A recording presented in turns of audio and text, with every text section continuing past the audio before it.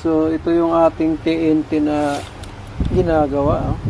DK15 na TNT. Yan parang bumitaw yung voice coil na to. Yung voice coil assembly niya. Andito dapat yung ito yung marking nung kanyang glue or epoxy. Pero tumaas na siya naiwan na. So ibig sabihin naputol yung nito. Yung winding ito. Wala na. So buo pa sana yung yung voice coil, yung winding. Try natin kung mahugot natin ng buo na hindi masira yung yung kanyang winding o yung voice coil. Okay? Hello mga sir. Nahugot po natin ng buo yung yung voice coil. Kaso may gas-gas na po yung ibang side ng ating winding tulad nito. Medyo may malalim na bahagi na ito. Sayang sana kasi press na press pa, wala pang sunog. Kaso wala, palitan na lang talaga natin to mga sir. At ito po, natapos na nating i-rewind mga sir. Maglalagay na lang tayo ng coil support dito sa ating bagong rewind na voice coil para dun sa ating DK-15 400 watts na TNT na ginagawa. Okay, tinatanggalan natin yung mga epoxy masking tape na yan para mailapat natin yung dulo ng ating voice coil o yung winding.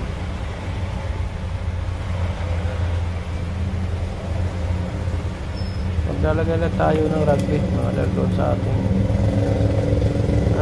coil support at pati doon sa naglagay na rin tayo doon sa ating coil form. Rugby lang po ang ginagamit ko mga sir, paglagay ng coil support.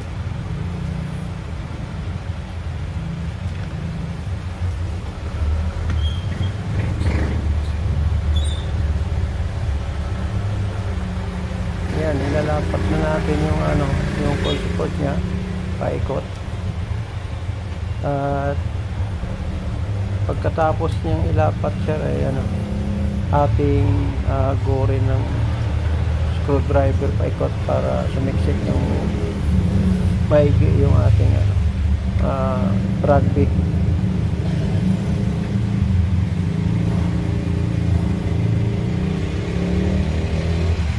So ganyan lang po, ulit-ulit lang po paikot yung paghagod ng screwdriver. And then ayan, tapos na. At meron na tayong bagong voice coil. Okay, ganun lang po ang aking paggagawa ng voice coil sa aking mga repair. At sa mga nakasubscribe po sa aking channel, maraming salamat po sa inyo. At sa mga bago lang po sa aking channel ay pa-like and support, pa-like and share na po. Thank you for your support mga sir. Ayan, at ating nililinis po yung mga tagiliran ng ating gap ng ating speaker para walang maiwan doon na mga kahit na nakadikit ng mga alikabok. So ito yung ating voice coil na ginawa. Ang sukat nito mga sir ay 50.2 mm. Ayan 50.2.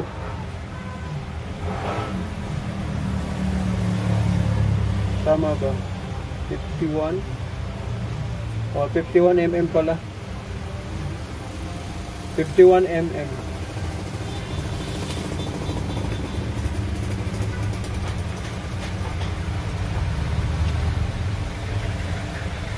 Swak na swak.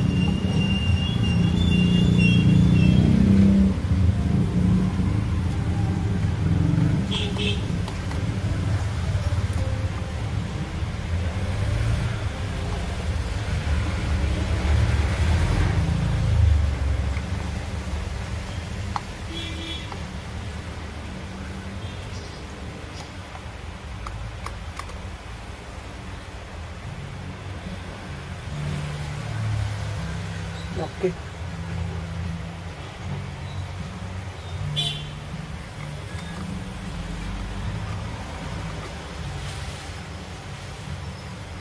Ready to epoxy na mga sir. Ayan, nakaplastar na tayo. Umangat lang tayo rito ng kahit na ano, mga 5 mm.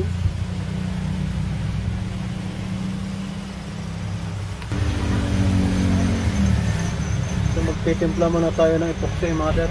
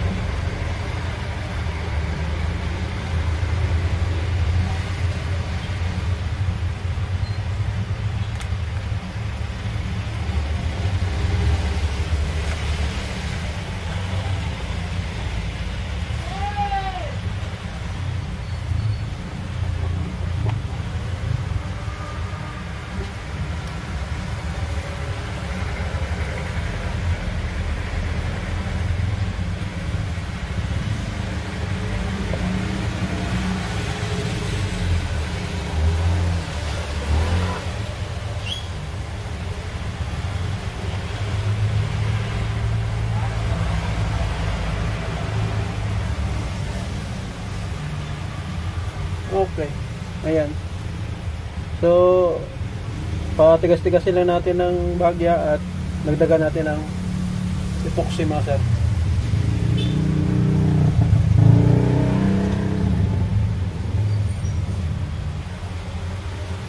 Okay. Medyo tuyo-tuyo na ng kaunti.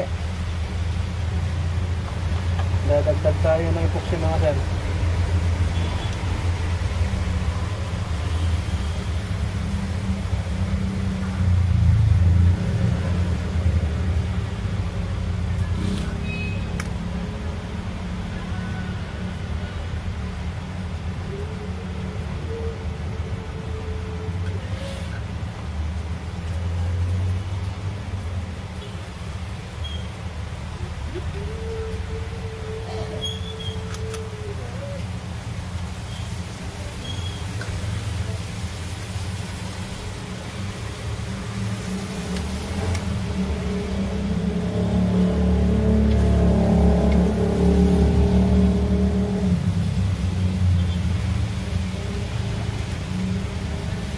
Ay magsimot-simot lang ng ano, epoxy. Sayang.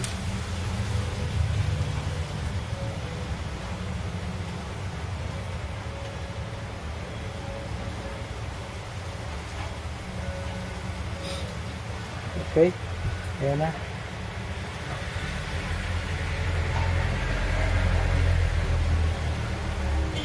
So, papatuyo lang tayo mga sir. At kabit natin yung dust cap, ay stay itong ano, yung kanyang dulo ng ating pigtail. Kabit natin dito sa ay voice coil pala. Kakabit natin dito sa kanyang pigtail. Ayusin lang natin para masama rin sa epoxy.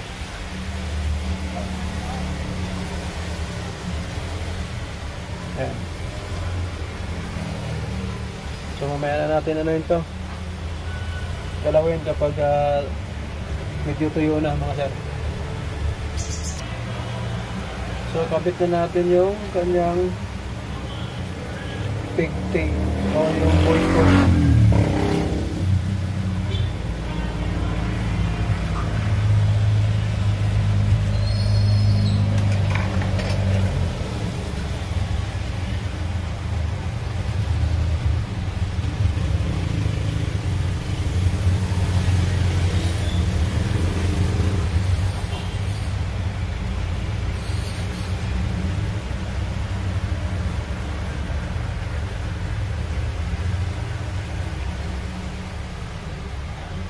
Okay.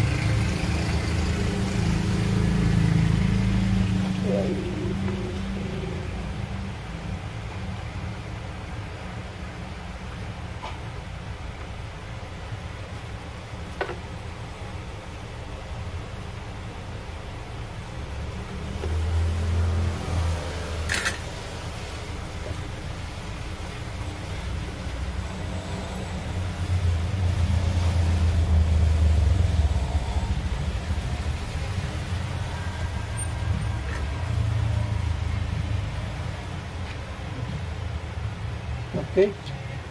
Malapit na lang matapos natin ikabit yung pigtail natin mga sir.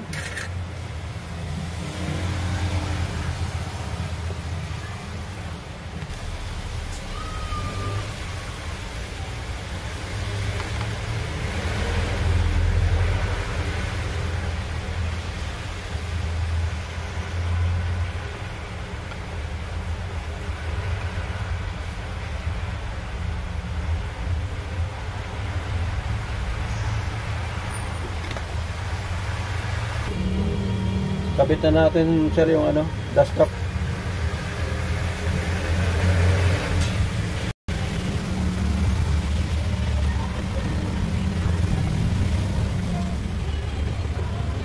Rugby lang po ang ginagamit ko rito. Para ayaw ba pala? Rugby. Nako.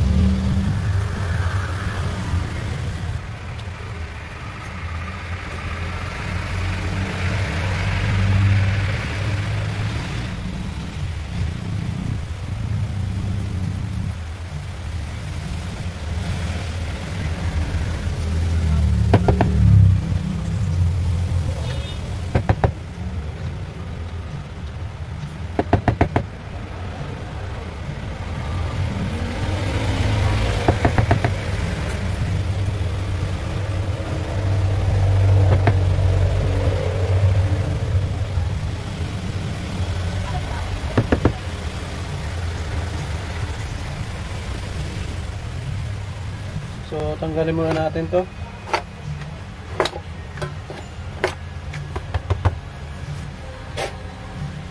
So may marking tayo rito mga sir. Susundan lang natin yan. Dalawa yan.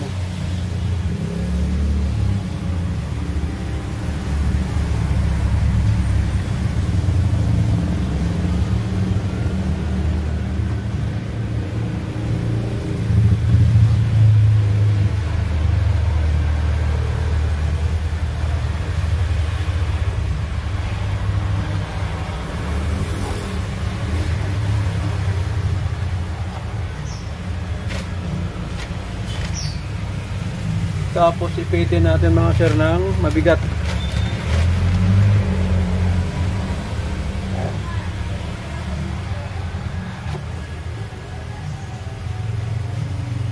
Wait na lang nating matuyo yan.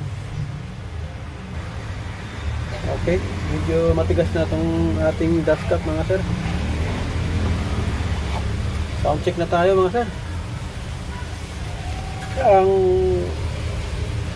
tatak nga pala uli nito ay TNT DK15.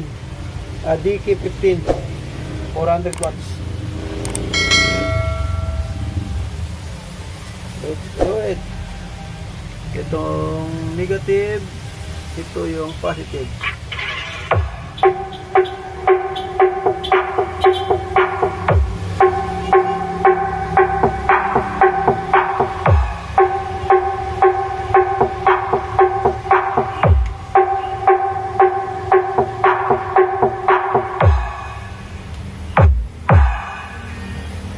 DJ Neil Remix.